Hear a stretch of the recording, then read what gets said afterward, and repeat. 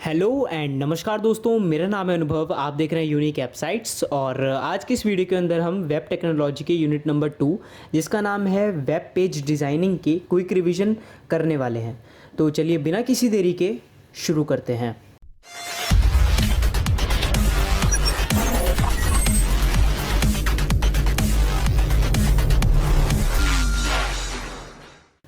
तो दोस्तों, web page designing unit number 2 web technology की, इसके अंदर सबसे पहला जो टॉपिक है वो है CSS कैस्केडिंग स्टाइल शीट।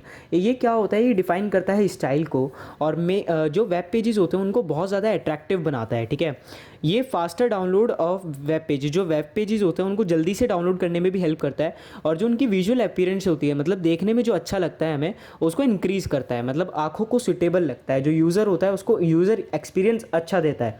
फिर आते हैं इसके टाइप्स। ये 3 टाइप का होता है। सबसे पहला होता है इनलाइन, इंटरनल और एक्सटर्नल। ठीक है, इनलाइन का मतलब क्या होता है कि मान लीजिए आपने HTML का कोड लिखा तो उसके तुरंत बाद आप CSS का कोड लिख देंगे, उसकी स्टाइलिंग भी हैंड टू हैंड करते चलेंगे। Apply unique style to HTML element. जो HTML एलिमेंट होता है उसको यूनिक स्टाइल देने में काम आता है। ये use style attribute to HTML element, style attribute का यूज़ करता है HTML एलिमेंट के अंदर। ठीक है, एक बात और कि ये लाइन बाय लाइन चलता है, मतलब HTML कोड लिखा तुरंत बाद आपने इसका CSS कोड वो लिख दिया, जैसे कि आपने वेब डिज़ाइनिंग में भी पढ़ा होगा पिछले सेमेस्टर में। फिर उसके बाद आता है इंटरनल। इंटरनल के अंदर क्या होता है? ये डिफाइन करता है स्टाइल को फॉर सिंगल HTML पेज। ये पूरे सिंगल HTML पेज जो होता है उसके लिए स्टाइल करने के काम आता है। इसके अंदर क्या होता है गाइस, जो HTML कोड होता है वो पूरा का पूरा एक बारी में लिखा जाता है और उसके बाद जब HTML कोड खत्म हो जाता है उसके बाद CSS के कोड स्टार्ट होते हैं। ठीक है, तो इसे इंटरनल बोलते हैं।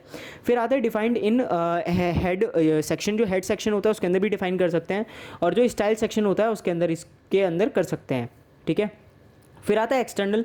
एक्सटर्नल के अंदर वो क्या होता है? Define style to many HTML pages, मतलब कि ये जो स्टाइलिंग होती है ये बहुत सारे वेब पेजेस के अंदर आप कर सकते हो। एक ही फाइल से बहुत सारे वेब पेजेस के अंदर एक साथ डिज़ाइनिंग हो सकती है अगर चाहे तो, अगर सेम तरीके से डिज़ाइन की जाए तो। Change look of entire website. और ये जो एक्सटर्नल होती है पूरी की पूरी वेबसाइट का जो लुक होती है वो एक बारी में चेंज कर देती है। ऐड लिंक इन हेड, मतलब जो हेड सेक्शन होता है उसके अंदर आपको एक लिंक ऐड करना होता है। किसका लिंक ऐड करना होता है? आपको CSS फाइल का लिंक ऐड करना हुआ होता है। ठीक है, चलिए फिर हम आगे जंप करते हैं DTD इन XML पे। DTD का मतलब क्या होता है? Data type definition. Data type definition ये क्या होती है? बिल्डिंग ब्लॉक होती है XML डॉक्यूमेंट की। XML डॉक्यूमेंट की ये बिल्डिंग ब्लॉक होती है, बेसिक बिल्डिंग ब्लॉक होती है, मतलब इसके बिना XML डॉक्यूमेंट सही से नहीं बन सकता। Define doc structure with element and attribute. दोस्तों, जहाँ पे मैं डॉक एट्रीब्यूट का यूज़ करूँगा, एट्रीब्यूट इसका मतलब ये एब्रीवेशन कह सकते हैं। तो डॉक्यूमेंट का, डॉक का मतलब डॉक्यूमेंट आप अपने आप ले लीजिएगा। Define doc structure with element and attribute. जो एलिमेंट और एट्रीब्यूट्स होते हैं उनके जो डॉक का स्ट्रक्चर होता है उसको डिफाइन करता है ये। DTD declare inside and outside XML doc. जो XML का डॉक्यूमेंट होता है उसके इनसाइड या फिर आउटसाइड दोनों तरीके से आप DTD को डिक्लेयर कर सकते हो। ये भी 2 टाइप का होता है, कि होता है इंटरनल, एक होता है एक्सटर्नल। इंटरनल के अंदर क्या होता है? डिक्लेयर किया जाता है इनसाइड XML डॉक्यूमेंट।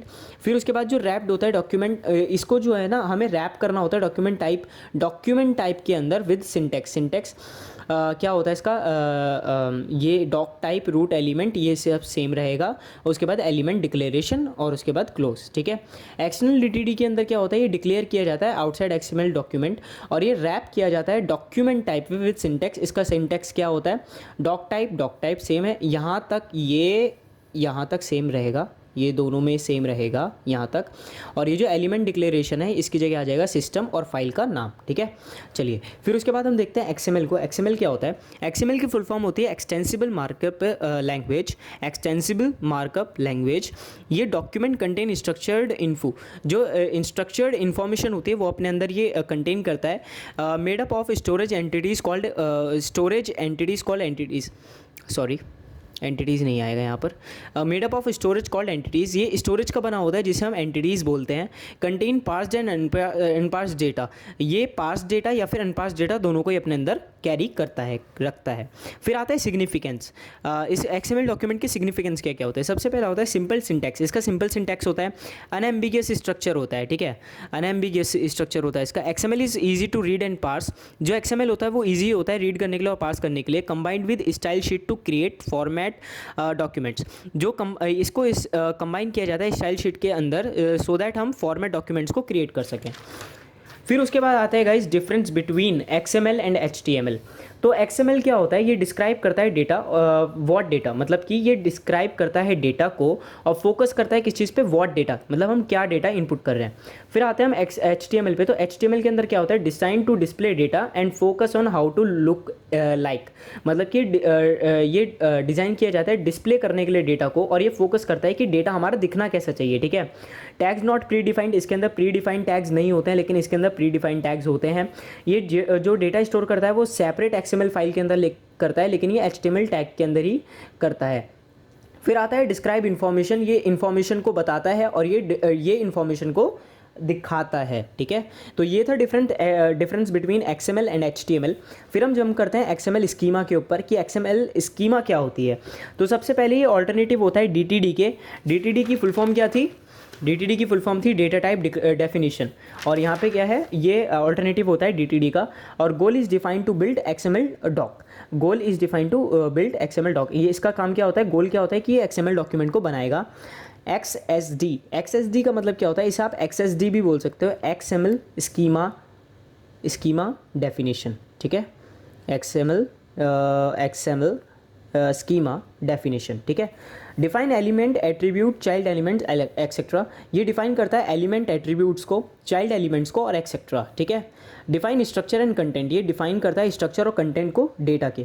फिर उसके बाद सपोर्ट डेटा, ये डेटा को सपोर्ट करता है, सिंपल होता है लर्न करने के लिए। More control on XML document, जो XML डॉक्यूमेंट होता है उनके ऊपर ज़्यादा कंट्रोल होता है इसका। यूज़ XML बेस्ड सिंटेक्स, और ये XML बेस्ड सिंटेक्स को ही यूज़ करता है। फिर हम आते हैं कॉम और डीकॉम पर। कॉम की फुल फॉर्म होती है component object model, component object model, ये इंपॉर्टेंट है।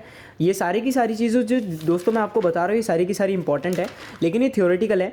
इसके अंदर आपको कुछ मतलब जैसे कुछ सिंटेक्सेस हैं, जैसे JS के हो गए, और उसके अलावा रजिस्ट्रेशन फॉर्म हो गया, और उसके अलावा जो एक दो और हैं जावास्क्रिप्ट के अंदर भी फर्दर मैथ डॉट पता नहीं क्या क्या कैलकुलेटर वगैरह बना के दिखाना है। तो ये सारी जो चीज़ें हैं ना, आप इनको एक बार पढ़ के जरूर जाइएगा, क्योंकि एग्जाम्स में पक्का पूछी जाएंगी, और ये प्रोग्राम्स वगैरह एग्जाम्स के अंदर पक्का आएंगे। तो प्लीज़ आप इन्हें करके ही जाइएगा किसी भी हालत में, ठीक है। और दोस्तों एक बात और, 2 मार्कर्स करना मत भूलो ना, 2 मार्कर्स आप ज़रूर करके जाना, क्योंकि 20 नंबर वहीं से आते हैं। और प्लीज़ सारा का सारा क्वेश्चन पेपर अटैम्प्ट करके आना, शीट्स का तो पता नहीं, लेकिन हाँ पूरा क्वेश्चन पेपर ज़रूर अटैम्प्ट करके आना। फिर आता है कॉम की फुल फॉर्म होती है कंपोनेंट ऑब्जेक्ट मॉडल। इसके अंदर क्या होता है, इनेबल इंटर प्रोसेस कम्युनिकेशन, ये इंटर प्रोसेस कम्युनिकेशन को इनेबल करता है, मतलब कि यूज़र और वही सर्वर के बीच में जो भी इंटर कम्युनिकेशन होता है उसको।